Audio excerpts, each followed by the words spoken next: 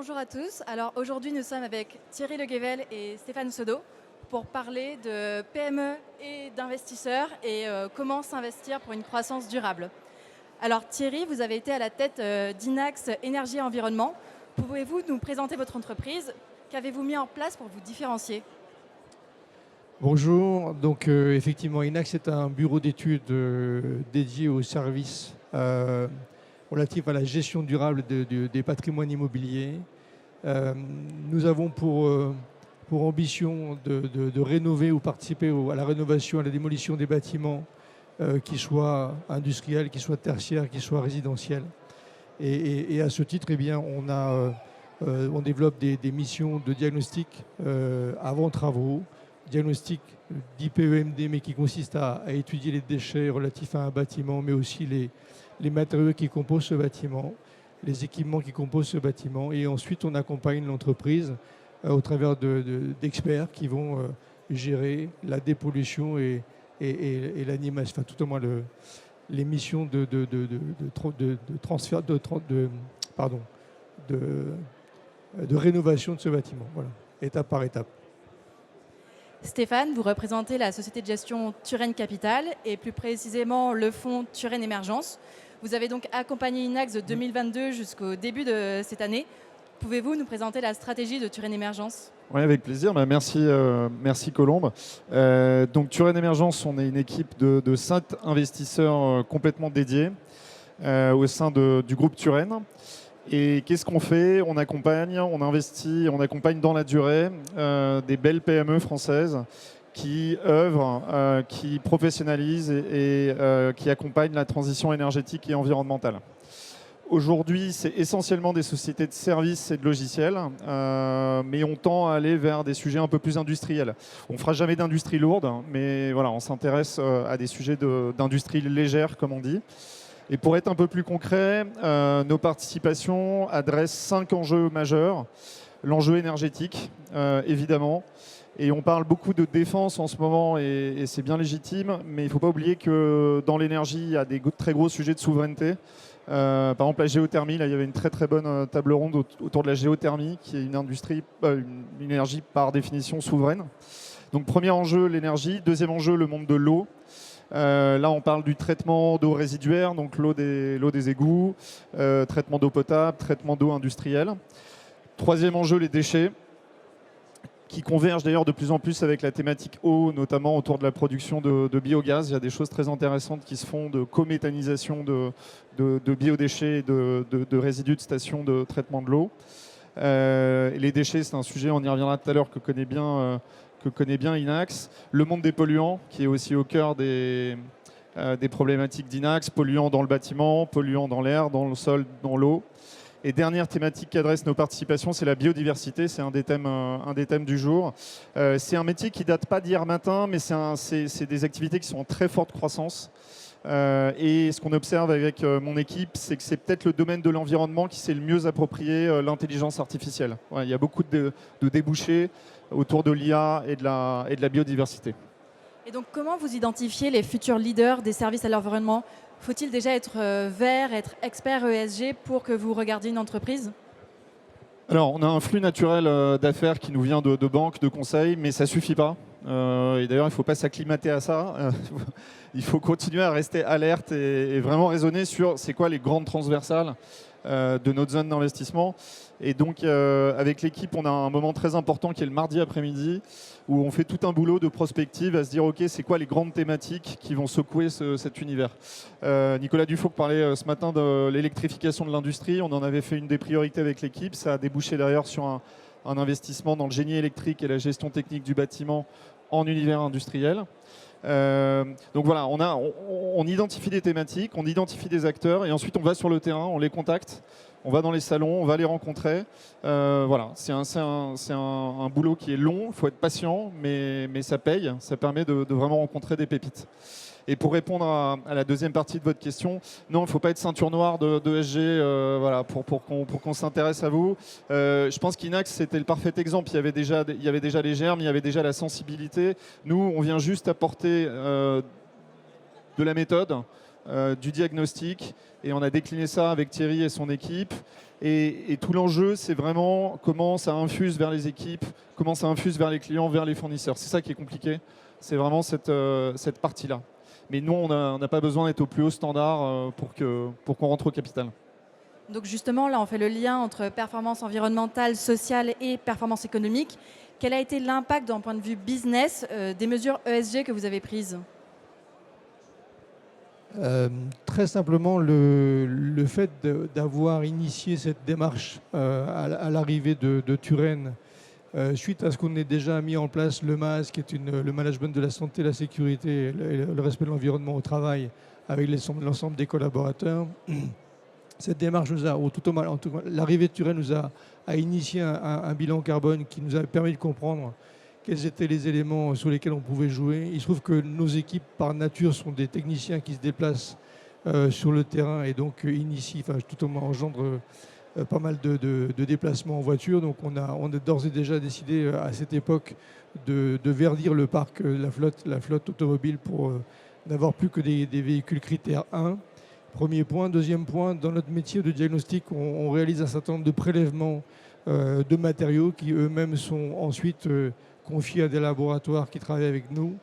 On a veillé à ce que ces laboratoires travaillent également localement, le plus localement possible par rapport à nos missions, pour éviter que, à la recherche d'une manœuvre moins chère, on ait le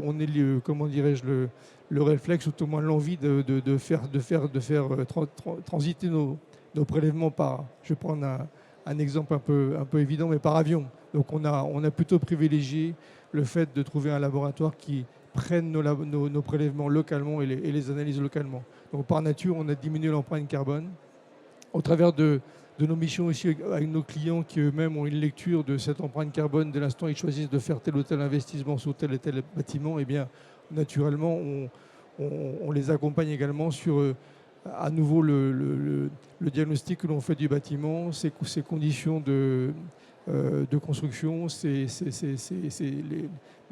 les équipements qui s'y trouvent, et on veille aussi à leur donner des pistes d'optimisation carbone de cette rénovation. Et donc justement, Turenne vous a aidé sur cet aspect-là. Et donc pourquoi les avoir choisis au départ ? Et vraiment concrètement, qu'est-ce que cela vous a apporté ? On les a choisis parce que d'une part, ils ont été pour nous une manière de crédibiliser l'entreprise dans son évolution, parce que nous avons la volonté de transmettre ces entreprises auprès de ses salariés. Et donc Turenne a été pour nous le bon vecteur à cette transmission, puisqu'il comprenait parfaitement quel était le projet et quel était le temps qu'on se donnait pour le faire. Et de ce fait, ça nous a permis aussi d'embarquer 25% des collaborateurs en qualité d'associés et d'initier déjà une transmission managériale avec quelques personnes désignées en tant que telles, et on les a formées pour ce faire. Turenne nous a aussi permis, je dirais, d'embarquer l'ensemble des collaborateurs sur cette dimension ESG et a également accompagné l'entreprise dans sa digitalisation, puisque c'est également un élément qui nous démarque de nos confrères, puisque on a veillé à dématérialiser au maximum notre mission pour les rendre encore plus fluides et limiter indirectement aussi notre empreinte carbone. Merci beaucoup. Donc on le comprend, l'accompagnement est clé. Stéphane, pouvez-vous nous donner des exemples précis de l'accompagnement que vous fournissez à l'ensemble de vos participations ? Oui, alors d'abord et avant tout, on fait vraiment du sur-mesure. On n'arrive pas avec un programme qu'on plaque. Nos dirigeants de PME sont très occupés, comme beaucoup d'entre vous. Et donc il faut vraiment aller faire du sur-mesure et aller voir les angles de progrès à adresser. Mais si on résume, il y a peut-être un peu 3 leviers qu'on peut apporter. Le premier, c'est le fait de prendre du recul ensemble, de lever la tête du guidon. Ça fait 20 ans qu'on accompagne de la PME de croissance et les problématiques, elles sont souvent redondantes. Comment je fidélise, comment j'associe, comment je m'institutionnalise aussi, parce qu'un des gros enjeux des sociétés qu'on accompagne, c'est de paraître plus grandes qu'elles ne sont. Comment on se rapproche d'une autre société, ce qu'on a vécu ensemble, Thierry, dans le Nord d'ailleurs, avec Calia. Donc la prise de recul. Deuxième chose, c'est la mise en résonance, la mise en réseau des sociétés qu'on accompagne. On a un club dirigeant qui fonctionne très bien. Il y a une douzaine de dirigeants qu'on réunit tous les semestres. On fait une bonne bouffe, c'est important, les moments conviviaux. On est dans le Nord, moi je suis un enfant du Nord, donc c'est important de mettre les valeurs du Nord en avant. Un moment convivial et puis du partage d'expérience. On a eu une très bonne table ronde récemment sur le recrutement et la fidélisation de techniciens dans le monde de l'environnement. Sujet très compliqué. On a récemment parlé avec nos éditeurs de logiciels de comment définir le pricing de ma solution logicielle. Voilà, c'est des sous-ateliers où nos dirigeants réfléchissent ensemble. Et certains développent des offres ensemble. Je prends un exemple, Neo2 dans l'ingénierie des procédés industriels et Cali Environnement qui fait du réglementaire industriel environnemental ont développé une co-offre. Ils ont fait une vingtaine de ventes ensemble en 18 mois. Est-ce que ça a fait doubler la taille des sociétés? Bien sûr que non, mais ça développe des nouveaux réseaux, c'est une nouvelle manière de s'adresser à ses clients. Donc ça développe de la richesse au sein des sociétés qu'on accompagne. Et dernier élément peut-être d'accompagnement, avec l'équipe on s'est rendu compte d'une chose, c'est que nos patrons de PME ne pouvaient pas se payer des lobbyistes, des cabinets d'influence. Et on s'est dit, tiens, ça serait intéressant de confronter nos patrons de PME aux législateurs. Et il y a un an, et tu y étais d'ailleurs Thierry, on a monté un événement au Sénat avec la commission environnement et la commission économie circulaire du Sénat pour que nos patrons fassent un retour à la présidente de la commission économie circulaire sur les lois NOTRe et AGEC. Alors pardon, c'est un peu technique, mais c'est des lois de référence dans le monde de l'eau et des déchets. Et l'idée, c'était que nos patrons de PME puissent interpeller le législateur en disant oui, l'état d'esprit, il est bon, mais attention, parce que dans les décrets d'application, attention, parce que dans le timing de mise en application. Voilà. Donc on essaye de mobiliser nos réseaux intelligemment au service de nos participations. Très clair. Et donc Stéphane mentionnait justement les mises en relation. Thierry, pouvez-vous revenir rapidement sur votre cas concret avec la mise en relation entre Cali et Inax et aussi justement sur cet aspect lobbying dont parlait Stéphane? Tout à fait. Par nature, les entreprises ont des métiers complémentaires. En l'occurrence, pour Cali, ils ont plutôt une spécialité relative au sol, polluants du sol. Pour ce qui nous concerne, vous l'avez compris, on est plutôt sur la pathologie, les polluants des bâtiments. Et par nature, eh bien, il a fait sens parfois d'inviter Cali à intervenir sur un projet parce que nous n'étions pas du tout experts en la matière et inversement. Et aujourd'hui, on fait aussi des réponses communes. J'ai un autre exemple là, on va dire de bon sens, mais d'intérêt aussi pour le business qu'a initié Turenne, c'est l'acquisition de Caléa. Caléa est une entreprise qui est lilloise, experte en matière de friche industrielle. Et bien, on a trouvé judicieux de les intégrer au groupe. Et aujourd'hui, grâce à Caléa, eh bien, déjà, on a pu intégrer des collaborateurs qui ont une forte expérience, une bonne connaissance du tissu économique local et régional.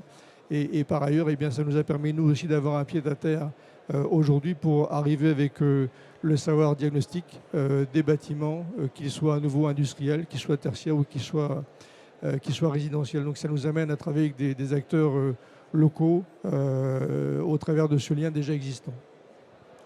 Très clair. Et donc, au-delà de tout ce que vous avez fait au niveau des solutions et de vos produits, quelles actions avez-vous mis en place pour rendre Inax désirable aux yeux de vos employés?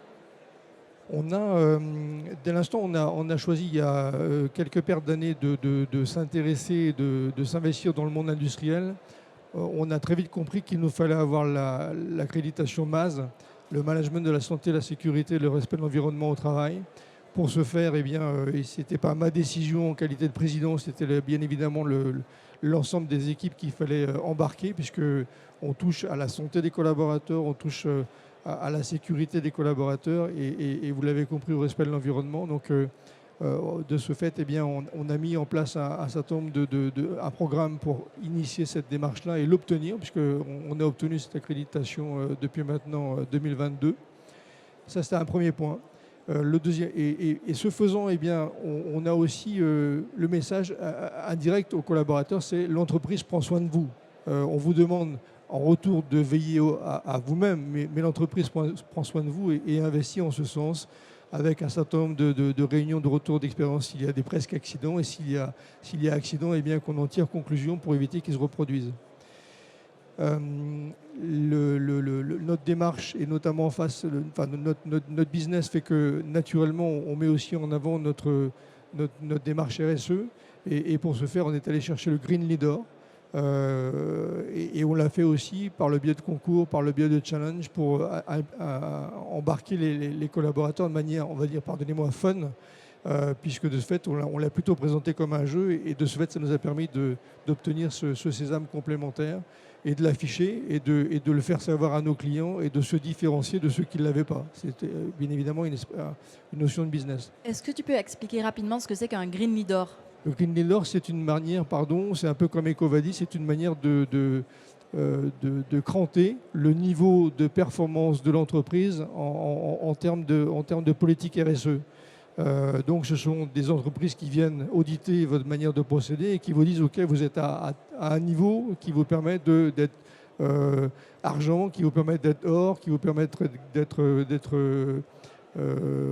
encore, pardonnez-moi, je cherche le terme, mais encore un cran au-dessus, et que l'on va chercher. Donc voilà, ce sont de ce fait une manière de présenter l'ambition et les résultats obtenus par l'entreprise en matière de RSE. Et enfin, pour terminer sur les questions de satisfaction des collaborateurs, justement, on veille annuellement au travers d'une enquête de chaque collaborateur à ce qu'ils nous disent s'ils sont contents, pas contents de l'entreprise, et on cible à 80% de satisfaction de ces collaborateurs, et on passe en revue l'ensemble des sujets, bien sûr la notion de salaire, bien sûr la notion de satisfaction au travail, d'équipement, de confort, etc., etc. Et enfin, le dernier point, c'est que avec le MAS, on affiche une volonté de zéro accident. Ce faisant, eh bien, on a justement, je vous le disais tout à l'heure, des événements de partage d'expérience tous les mois, pour que progressivement, réunion après réunion, eh bien, chacun prenne conscience de chaque petit geste qui va le protéger justement de l'incident qui pourra arriver. Par conséquent, et c'est ce que Stéphane nous faisait comprendre il y a encore quelques mois, eh bien, on a un excellent taux de rétention des collaborateurs, très peu de turnover, et de ce fait aussi une image qui fait que les gens viennent plutôt assez aisément vers nous pour dire ça nous intéresse de venir travailler dans une entreprise qui a ce souhait de satisfaire les collaborateurs. Et donc, d'après vous, Stéphane, quelles sont les sociétés qui se démarqueront dans les années à venir, et pourquoi pensez-vous qu'Inax en fait partie ? On vient d'en parler. Le premier facteur, c'est vraiment les ressources humaines. C'est compliqué de recruter en France, mais alors dans l'énergie et l'environnement, c'est compliqué au carré. C'est très très dur. Et on peut rendre vraiment hommage là-dessus à Thierry et à ses équipes, parce que des taux de turnover pareils dans l'industrie d'Inax, ça ne se voit pas. Et ça fait une énorme différence voilà, sur tous les tableaux. Donc premier élément, les ressources humaines. Deuxième élément, quelque chose qui nous frappe avec mon équipe, c'est que aucun éditeur de logiciel, aucune société de service ne peut prétendre adresser 100% des besoins énergétiques et environnementaux. C'est rigoureusement impossible. Et donc, il faut fonctionner en système ouvert. Il faut fonctionner en partenariat, il faut fonctionner en open source pour prendre une image un peu digitale. Et nous, on croit beaucoup à ça. Et je pense que Inax a su le faire. Voilà. Ça, c'est un très bon signal que vous envoyez à des investisseurs professionnels pour vous faire ce retour. C'est vraiment, on raisonne en écosystème, on raisonne en partenariat. Des dirigeants qui se recroquevillent un peu sur eux-mêmes, nous, c'est toujours un petit facteur d'alerte dans ce domaine. Et le dernier point, je crois que nous, on a une très grosse conviction sur les tiers de confiance. C'est bien de parler de transition, mais il va falloir des tiers de confiance qui attestent, qui mesurent, qui historicisent la donnée. Et donc, Inax, tu parlais de digitalisation, Thierry, fait un très gros boulot sur ce que vous appelez le carnet de santé du bâtiment. C'est-à-dire que le job d'Inax, c'est pas d'aller refaire pour la 18e fois le même diagnostic pour aller attester que. Ben non, il a été bien fait une fois. Donc on historicise la data. La data, encore une fois, c'est un système ouvert. Voilà, donc on croit beaucoup à ces positionnements tiers de confiance digitaux. Très clair. Et donc, en début d'année, vous avez cédé Inax à Capza. Comment avez-vous valorisé la création de valeur environnementale auprès du nouvel investisseur ? D'abord, je crois que ça se fait naturellement. C'est-à-dire que ce n'est pas un coup de peinture 15 jours avant. Voilà, ça ne fonctionne pas. Non, mais je crois qu'il faut le dire parce que Ça se voit, ça ne fonctionne pas. Il faut que ça soit vraiment une démarche sincère, l'infusion vers les équipes, l'infusion vers les clients, les fournisseurs. Voilà. Là, ça faisait énormément de sens. Je crois que ça a beaucoup aidé dans le cadre du processus parce que c'était sincère et bien fait. Et d'ailleurs, c'est un peu paradoxal, mais on pourrait se dire, bon, à la vue de l'actualité qui est quand même pas rose-rose, est-ce que l'ESG c'est bien le sujet important du moment? Ben, je crois que oui, justement, au contraire. C'est-à-dire que tous les investisseurs reviennent sur une logique de risque, d'analyse de risque. Et est-ce qu'on peut investir en 2025 sur un acteur qui n'a pas pris l'ESG à bras-le-corps? Ben, non, c'est un trop gros facteur de risque. Au-delà du fait que ça développe de la performance. Et, voilà.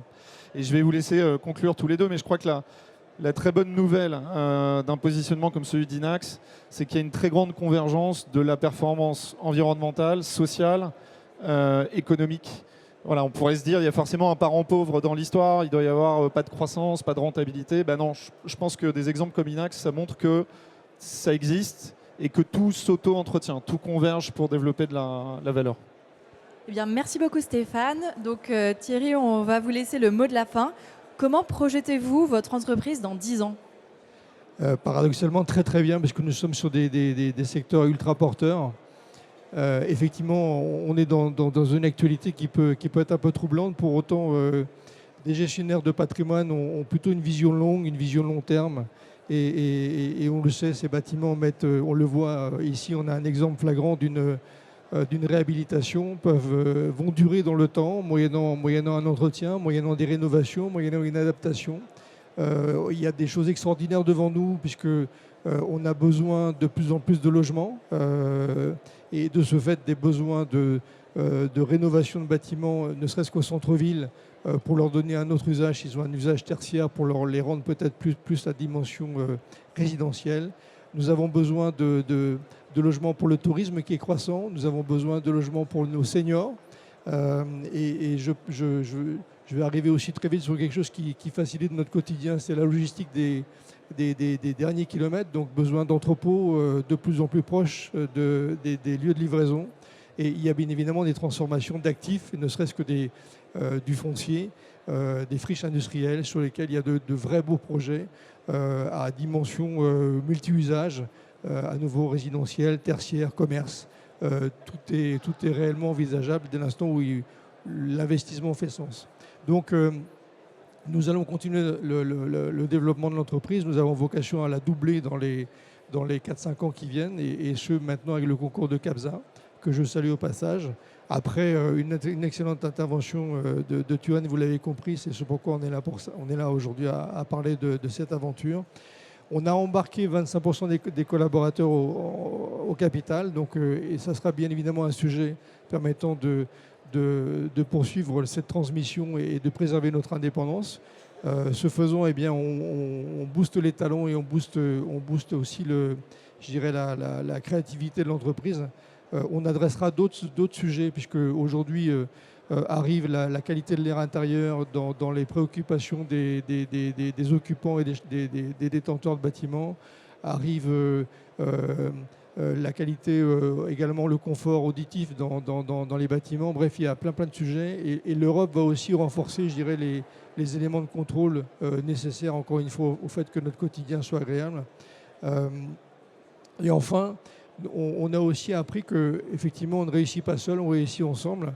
Et c'est souvent par des partenaires et des clients que l'on crée on va dire des groupements qui justement additionnent des talents et permettent de réussir des projets. Donc je suis extrêmement confiant sur le devenir de cette entreprise parce que le marché est porteur. Eh bien, merci beaucoup Thierry. Merci à tous.